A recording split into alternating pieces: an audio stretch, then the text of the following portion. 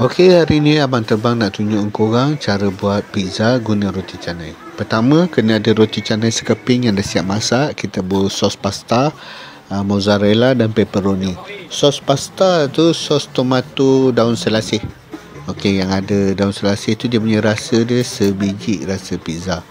Okey, lepas tu kita sediakan satu lagi dough untuk balut pizza yang kita dah topping tu tadi. Roti canai yang kita topping tu tadi kita balut dan tutup. Okey, pepperoni yang abang beli tu boleh buat 2 ke 3 pizza. So kita buat lagi satu.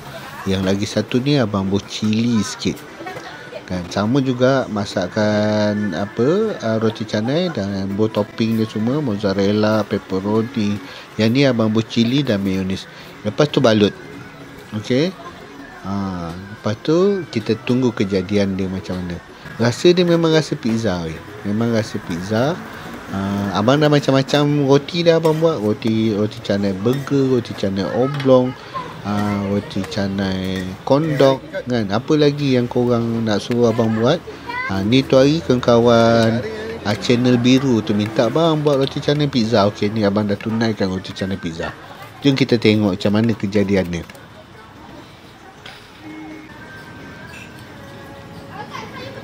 Ini rasa dia memang rasa pizza sedap, luar dia garing.